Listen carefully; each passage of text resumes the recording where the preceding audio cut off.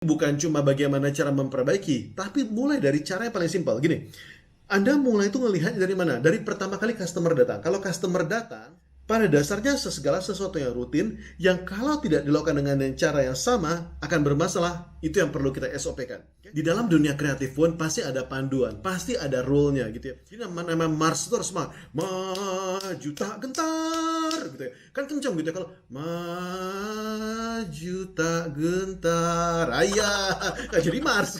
Bagaimana caranya supaya matanya tetap kelihatan gitu. Nah, kita punya serangkaian panduan yang selalu kita pakai secara terus-menerus. Jadi walaupun bisnisnya bisnis kreatif, tetap butuh panduan, tetap butuh SOP.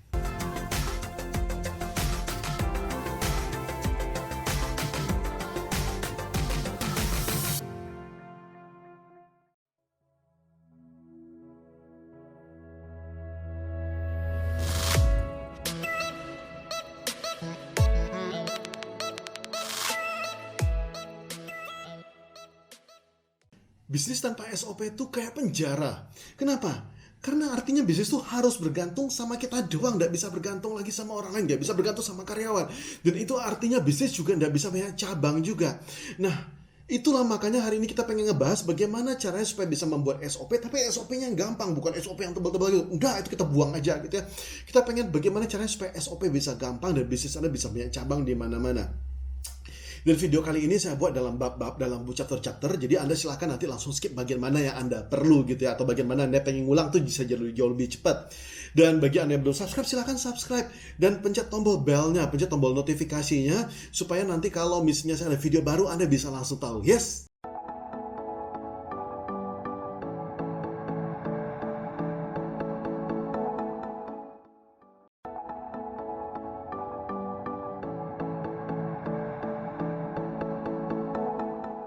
Sebenarnya apa sih tujuan kita menciptakan SOP? Simple, tujuannya satu doang, yaitu bisa mencapai financial freedom. Nah, kalau Anda heran, loh apa hubungannya antara SOP sama financial freedom gitu? Karena banyak orang yang menyangka bahwa yang namanya financial freedom itu adalah kalau misalnya punya mobil besar, punya rumah mewah, punya pesawat terbang misalnya. Sebenarnya bukan seperti itu. Financial freedom itu bukan seperti itu. Financial freedom itu simple banget. Financial freedom artinya adalah kalau misalnya Anda berhenti kerja hari ini juga, masih bisa atau enggak Anda hidup dengan gaya hidup yang seperti sekarang. As simple as that.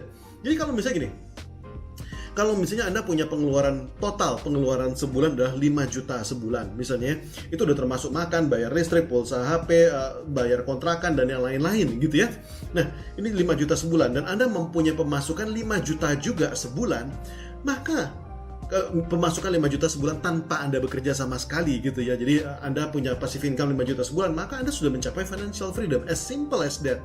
Tapi misalnya nih, ada orang anggap misalnya dia punya mobil mewah, misalnya dia punya Mercy atau punya Lamborghini yang lain, atau punya rumah mewah gitu ya. Tapi rumahnya ini masih ngontrak dan dia masih harus bekerja keras gitu ya untuk bisa memenuhi kebutuhannya. Nah, kalau misalnya dia berhenti kerja, maka rumahnya harus dijual, mobilnya juga nggak bisa bayar cicilan, maka itu bukan financial freedom, oke? Jadi yang namanya financial freedom itu simple, oke?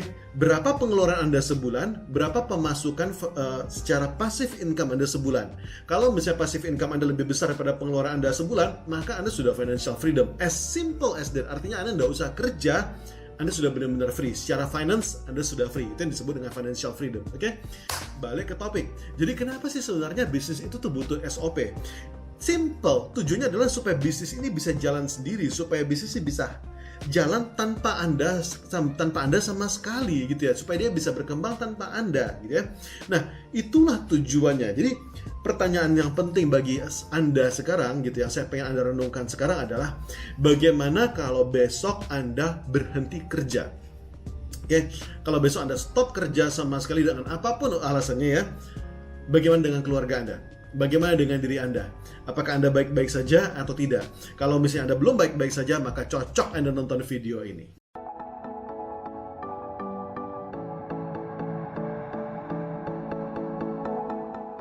SOP, Standard Operating Procedure atau prosedur operasional standar gitu ya. Ini pada dasarnya adalah aturan yang untuk bagaimana cara mengerjakan sesuatu secara standar gitu ya. Jadi sebenarnya gini, apa sih yang perlu di SOP-kan dalam sebuah bisnis gitu ya. Misalnya Anda punya bengkel, apa yang perlu di SOP-kan? Anda punya restoran, apa yang harus di SOP-kan? Anda punya usaha hairstylist, apa yang perlu di SOP-kan? Oke, misalnya Anda punya rumah production house, bikin lagu, bikin jingle, apa yang perlu di SOP-kan? Pasti ada perlu yang di SOP-kan. Yang perlu di SOP-kan adalah satu, yang sifatnya rutin. Oke, kenapa harus rutin? Kalau misalnya tidak dilakukan dengan cara yang sama, akan terjadi masalah. Itu yang Anda perlu SOP-kan. Oke, itu yang paling perlu Anda SOP-kan. Jadi kalau misalnya tadi Anda punya bengkel, oke, nah, ada nggak bagian yang perlu di SOP-kan? Pasti ada, gitu ya. Ini bukan cuma bagaimana cara memperbaiki, tapi mulai dari cara yang paling simpel. Gini, Anda mulai itu melihat dari mana? Dari pertama kali customer datang. Kalau customer datang, pertama kali dia datang, apa yang dilakukan? Kan ketemu sama Anda toh. Anda lihat, pertama kali ketemu, cara menyapa. Cara menyapa, kalau nggak sama, bermasalah nggak gitu. Kalau misalnya ada nyapa, "Hai bos, gimana kabarnya?" Atau "Selamat siang pak, gimana kabarnya?" Anda masalah nggak kalau misalnya ternyata cara nyapanya berbeda-beda? Kalau misalnya menurut Anda nggak masalah, ya udah biarin aja, nggak usah di-SOP-kan ya. Jadi nggak usah ribet. Oke. Tapi mungkin ada satu hal yang penting sebelum mobil diperbaiki, yaitu bagaimana cara penerimaan mobil. Cara terima mobil, kalau misalnya nggak sama, masalah nggak? Menurut saya masalah gitu loh. Kalau misalnya nih ada yang terima mobil gitu ya, yang satu kunci dikasih, yang satu udah pak kunci bapak aja yang bawa, mobilnya aja letak di sini, nanti mau di starter nggak bisa gitu, mau dipindahin nggak bisa, bermasalah toh.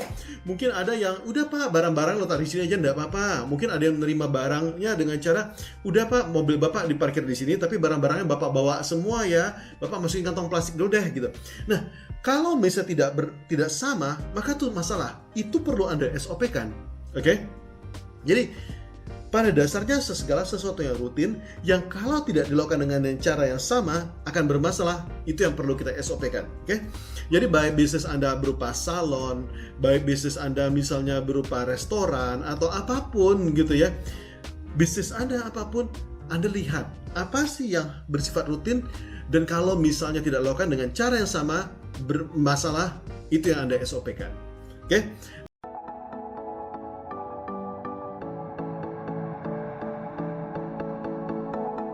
Nah, tapi saya pengen ngebahas sedikit bagaimana dengan dunia kreatif. Pak, dunia kami dunia kreatif, Pak. Dunia Anda adalah dunia musik. Anda tukang buat jingle gitu ya, lagu-lagu misalnya gitu. Nah, perlu nggak dunia kreatif ini di SOP-kan? Sebenarnya bukan SOP. SOP yang sifatnya berupa seperti panduan. Karena begini, di dalam dunia kreatif pun pasti ada panduan, pasti ada rule-nya gitu ya. Kalau misalnya motong rambut gitu ya, mungkin misalnya bagian samping lebih gampang pakai shaver, bagian atas lebih gampang misalnya pakai gunting gitu ya. Atau kalau misalnya motret, ada yang namanya roll of third gitu ya. Nah, muka manusia itu diletakkan paling bagus tuh di roll of third-nya gitu. Nah, tapi apakah ketika motret harus ikut roll of third? Belum tentu juga gitu ya. Kalau misalnya close up picture gitu ya, sudah pasti kita pengen muka itu di tengah gitu ya. Jadi itu hanya bersifat panduan gitu ya. Kalau misalnya bisnis Anda adalah tukang buat Mars, buat jingle gitu ya, maka mungkin harus ada aturannya. Yang namanya kalau buat Mars ketukannya harus 2/4 gitu, jangan sampai 4/4. Jadi nama Mars itu harus maju tak gentar gitu ya. Kan kencang gitu ya kalau maju tak gentar. Ayah, jadi Mars gitu. Oke. Nah, jadi selalu ada aturan-aturannya gitu ya. Inilah yang panduan-panduan yang dipakai gitu ya.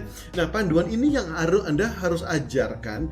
Panduan ini yang Anda wariskan kepada tim Anda gitu ya. Panduan inilah yang Anda anggap sebagai SOP untuk bagi tim Anda gitu ya. Kenapa seperti itu? Karena pada dasarnya orang suka mendapatkan hasil karya dengan hasil yang sama atau tidak dengan hasil kualitas yang sama. Contohnya gini, dulu waktu zaman saya masih jadi fotografer, dulu saya pernah jadi fotografer profesional gitu ya.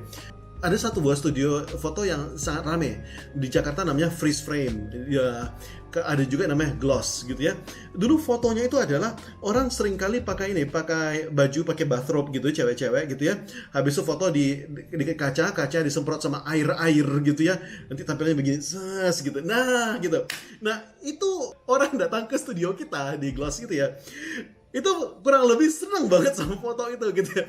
Maka kita sebagai fotografer sudah harus tahu bagaimana cara motret itu gitu ya. Lampunya seperti apa gitu. Karena kalau lampunya Anda letakin langsung jeder gitu dari depan, sudah pasti mantul di kacanya gitu. Jadi Anda harus pintar-pintar. Cara letakin lampunya seperti apa gitu ya. Lalu cara nyemprotnya itu tuh seperti apa gitu. Jangan sampai butlernya terlalu gede-gede banget, nanti jadinya malah turun gitu akhirnya. Nggak gitu. Terus bagaimana caranya supaya matanya tetap kelihatan gitu. Nah, kita punya serangkaian panduan yang selalu kita pakai secara terus-menerus. Jadi, walaupun bisnisnya bisnis kreatif, tetap butuh panduan, tetap butuh SOP.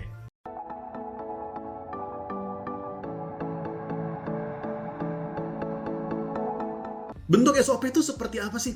Bentuk SOP itu seperti saya bilang, tidak harus berbentuk kitab yang tebal seperti itu, enggak. Bentuk SOP itu bisa macam-macam. Bentuk SOP itu bisa gampangnya berupa form, ya.